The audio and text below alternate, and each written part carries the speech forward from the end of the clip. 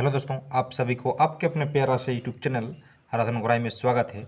दोस्तों, आज मैं आप लोगों के सामने साइंस का एक महत्वपूर्ण क्वेश्चन को लेकर के उपस्थित हुआ हूं। दोस्तों, आप देख सकते हैं क्वेश्चन कुछ इस प्रकार से है, गुरुत्वीय त्वरण का मान ज्ञात करें या गुरुत्वीय त्वरण जी का मान का परिकलन करें। यहाँ पर देखिए स्मॉल जी है, ठीक है, ये कैपिटल जी नहीं है, ठीक है। कैपिटल जी का मान दूसरा होता है और स्मॉल जी का मान दूसरा होता है। स्मॉल जी का मान होता है आपका 9.8 मीटर प्रति सेकंड स्क्वायर होता है, ठीक है। और इसी मान को हम लोग को क्या करना है, ज्ञात करना है, ठीक है। गुरुत्वीय त्वरण का मान ज्ञात करें इस टाइप से रहेगा, या गुरुत्वीय त्वरण जी का मान परिकलन करें, ठीक है। इस टाइप से भी रह सकता है, ठीक है। तो आपको देख के घबराना नहीं है, ठीक है। गुरुत्वीय त्वरण जी का मान ज्ञात करने के लिए गुरुत्वीय त्वरण का व्यंजक पता होना चाहिए। तो आइए हम लोग जानते हैं गुरुत्वीय त्वरण का व्यंजक क्या होता है। तो दोस्तों, गुरुत्वीय त्वरण के व्यंजक से हम जानते हैं कि पृथ्वी की सतह पर इसका जो व्यंजक होता है, ठीक है, गुरुत्वीय त्वरण का क्या होता है, G इक्वल टू GM/r², ठीक है। तो हम लोग को अभी जानना है कि G क्या होता है, M क्या होता है और R क्या होता है। और ये तो G पता है, गुरुत्वीय त्वरण होता है, इसी का मान हम लोग को क्या करना है, ज्ञात करना है। तो यहाँ पर अभी हम लोग जानने का प्रयास करेंगे कि G क्या होता है, M क्या होता है और R क्या होता है, और साथ ही साथ इसका मान को भी जानना होगा, ठीक है। तो आइए जानते हैं कि G, M और R क्या होता है। तो हाँ दोस्तों, M क्या होता है, तो आप देख सकते हैं M बराबर होता है पृथ्वी का द्रव्यमान।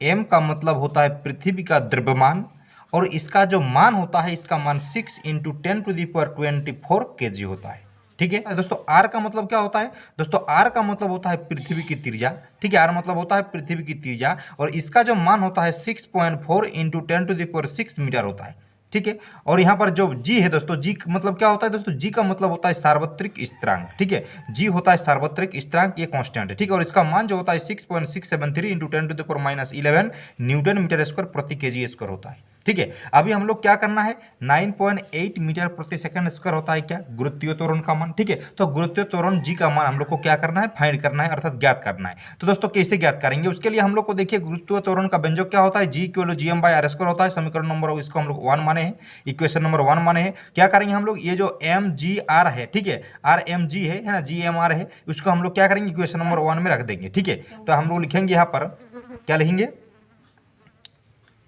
G M तथा R का मान समीकरण 1 में रखने पर, ठीक है।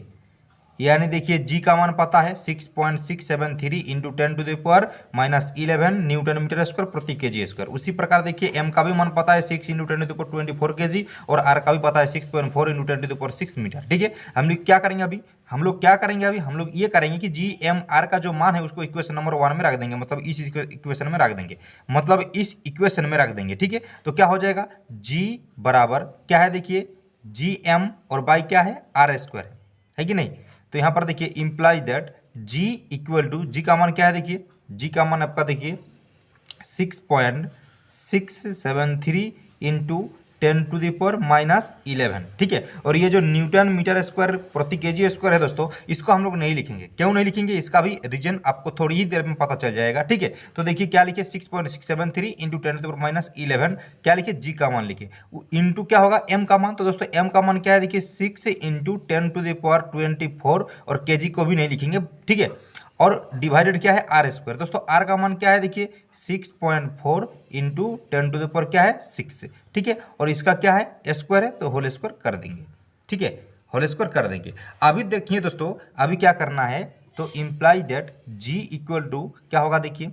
तो दोस्तों यहाँ पर थोड़ा सा ठीक से समझिएगा, देखिए यहाँ पर देखिए 6.673 है, ठीक है। तो दोस्तों हम लोग जानते हैं कि अगर दशमलव के बाद वाला संख्या क्या है, 6 है, उसके बाद वाला संख्या अगर मतलब 5 से ज़्यादा या 5 होता है, तो हम लोग पीछे वाले संख्या को एक बढ़ा सकते हैं, अर्थात हम लोग ये 6.673 को हम लोग 6.7 लिख सकते हैं, ठीक है। और इंटू यहाँ पर देखिए 6 से इस संख्या को पहले लिख लेते हैं, इंटू क्या है, देखिए 10⁻24, और इंटू क्या है 10 का पावर -11, ठीक है। और बाई यहाँ पर देखिए 6.4 इंटू 10 का पावर 6 का स्क्वायर दोस्तों। तो दोस्तों स्क्वायर का मतलब होता है कि 6.4 को भी 2 बार मल्टीप्लाई कीजिए और 10 का पावर 6 को भी 2 बार मल्टीप्लाई कीजिए। तो अर्थात इसको हम लोग ऐसा लिख सकते हैं, 6.4 को अगर हम लोग 2 बार मल्टीप्लाई करते हैं तो आपका होगा 40.96, ठीक है। क्या होगा? 40.96, ठीक है। और इंटू यहाँ पर क्या होगा देखिए 10 का पावर 6 का पावर 2 है दोस्तों, ये 2 को हम लोग 6 के साथ मल्टीप्लाई कर देंगे तो क्या होगा 10 का पावर क्या हो जाएगा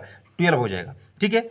और अभी देखिए तो इम्प्लाई दैट जी बराबर जब हम लोग 6.7 को 6 के साथ मल्टीप्लाई करेंगे तो आपका होगा 40.2, ठीक है। और इंटू यहाँ पर देखिए एक फॉर्मूला तैयार हो रहा है। क्या फॉर्मूला?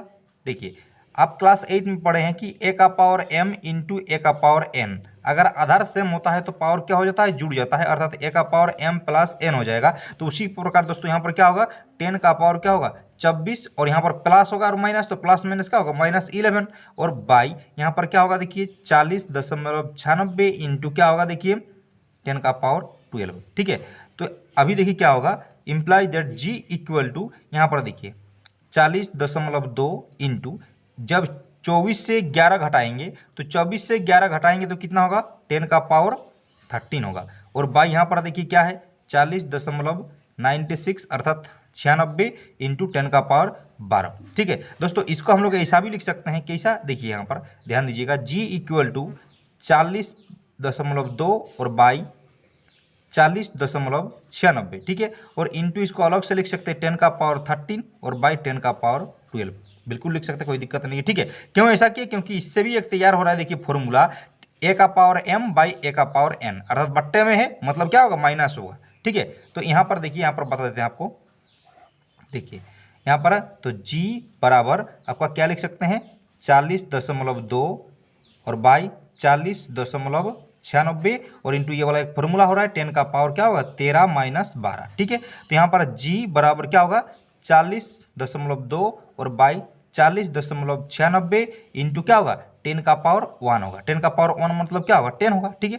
अर्थात g इक्वल टू, अभी देखिए यहाँ पर देखिए क्या है, पॉइंट के बाद एक संख्या है अर्थात दशमलव के बाद क्या है देखिए एक संख्या है। तो दशमलव के बाद अगर एक संख्या होता है तो इस दशमलव को हटाने के लिए हम लोग क्या करते हैं, नीचे 10 से गुना करते हैं अर्थात 10 से भाग देते हैं, ठीक है। तो क्या होगा देखिए ये 10 के साथ ये वाला 10 कट जाएगा, ठीक है। तो क्या होगा बताइए, ऊपर में बचेगा आपका 402 और बाई नीचे क्या होगा देखिए 40.96, ठीक है। अभी देखिए क्या होगा, इस पॉइंट को हटाएंगे तो क्या करेंगे हम लोग ऊपर में 100 से मल्टीप्लाई, क्योंकि पॉइंट के बाद देखिए 2 अंक है, ठीक है। दशमलव के बाद 2 अंक है, इसलिए क्या करेंगे हम लोग नीचे में 100 से मल्टीप्लाई, अर्थात जी इक्वल टू क्या होगा देखिए 402 और यहाँ पर 00 और बाई क्या होगा 40.96 होगा, ठीक है। अभी दोस्तों जब इसको आप भाग कीजिएगा, भगा दीजिएगा तो क्या होगा, इससे इसको काटिएगा तो आपका 9.8 बार में कटेगा, ठीक है। तो g बराबर क्या होगा 9.8। और दोस्तों यहाँ पर g क्या है, गुरुत्वीय त्वरण। और दोस्तों गुरुत्वीय त्वरण का जो SI मात्रक होता है वो क्या होता है, मीटर प्रति सेकंड स्क्वायर होता है, ठीक है।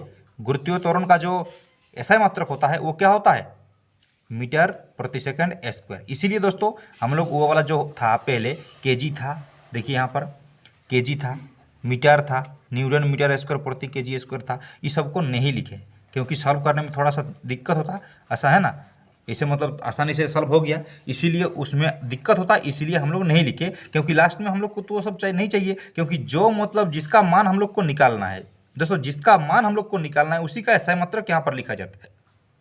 तो जी क्या है, गुरुत्वीय त्वरण है। और दोस्तों गुरुत्वीय त्वरण का जो SI मात्रक होता है वो मीटर प्रति सेकंड स्क्वायर होता है, ठीक है। इसलिए g इक्वल टू 9.8 अर्थात 9.8 मीटर प्रति सेकंड स्क्वायर, ये आपका गुरुत्वीय त्वरण का मान है, ठीक है।